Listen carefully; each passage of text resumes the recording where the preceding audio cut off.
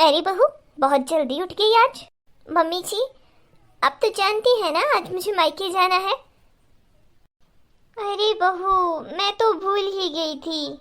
हाँ मम्मी जी, मैं जल्दी से खाना बना देती हूँ, फिर मुझे जल्दी रेडी होकर निकलना भी है। अच्छा ही है बहू चली जाए। मैं तो चाहती ही नहीं हूँ कि बहू इस घर में रुके। मैं तो सोचती हूँ आज जाए तो अभी निकल जाए। मम्मी जी। हाँ बहू, क्या हुआ? वो आज मेरी बड़ी बहन आ रही है, तो मैं आज मायके नहीं जाऊंगी। मैं कल मायके जाऊंगी। अगर वो एक दो दिन के लिए रुक गई तो फिर मैं अगली छुट्टियों में चली जाऊंगी। ये क्या बात हुई बहू? तुम अपनी बहन को भी मायके ही बुला लो। जरूरी थोड़ी है कि तुम्हारी बहन इधर आए। मम्मी जी, दीदी की डिलीवरी के बाद हम अभी मिलने वाली हैं और हमें मिले हुए बहुत टाइम हो गया है। मेरा भी बहुत मन है उनसे मिलने का। और बच्चे बच्चे तो बहुत ही खुश हैं क्योंकि सब बच्चों की छुट्टियां पड़ी हुई हैं। तो सही है ना, इधर थोड़ा खेलने के लिए स्पेस भी है और मेरे मायके में भाभी के ऊपर बहुत ज़्यादा बर्डन हो जाता है, इसीलिए मैंने दीदी को यहीं बुला लिया। अरे बहू, तुम भी ना न जाने क्यों हमेशा अपनी मनमानी करती रहती हो।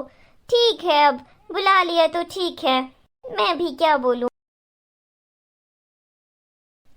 एक तो मैं पहले ही परेशान हो जाती हूँ, इसके इतने ज़्यादा रिश्तेदार आते रहते हैं। मैं तो चाहती ही नहीं हूँ कि इसका कोई रिश्तेदार आए। क्या बोलूं, सीधा सीधा बोल भी तो नहीं सकती ना। पता नहीं क्यों मुझे इसके मायके की तरफ से आने वाले हर रिश्तेदार से नफरत क्यों है। न जाने क्यों मुझे ऐसा लगता है कि कब यहाँ से जाएं।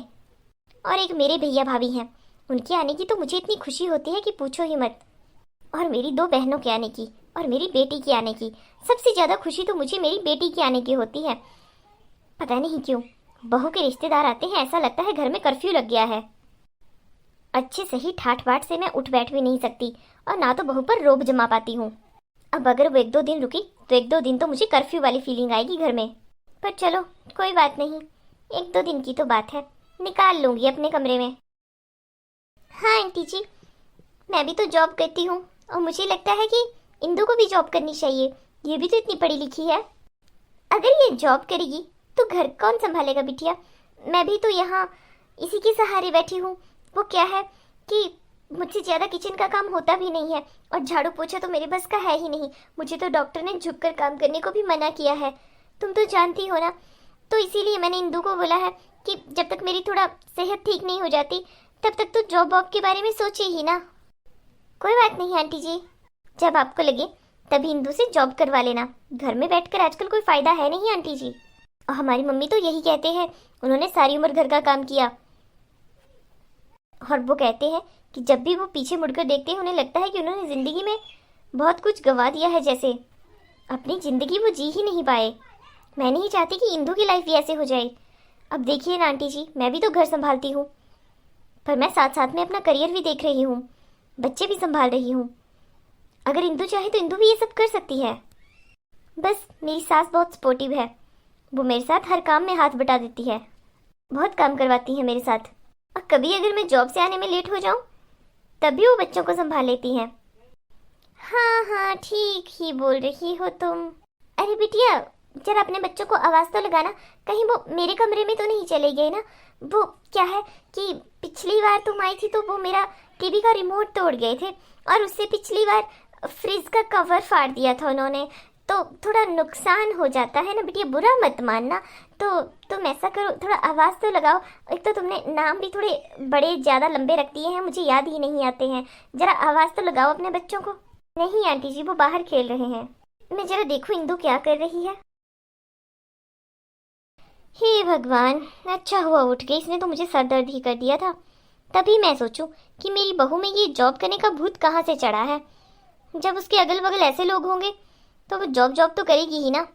मुझे अपने बेटे को थोड़ा समझाना पड़ेगा कि ये थोड़ा गैप रख ले, इससे अपनी बहन से ज़्यादा बातचीत ना करे, ये तो मेरा घर उजाड़ कर ही रखेगी। अच्छा हुआ आज अच्छी धूप आई है इतने दिनों के बाद। मम्मी जी, अच्छा हुआ आप मुझे यहाँ मिल गई, वो भैया का फ़ोन आया था।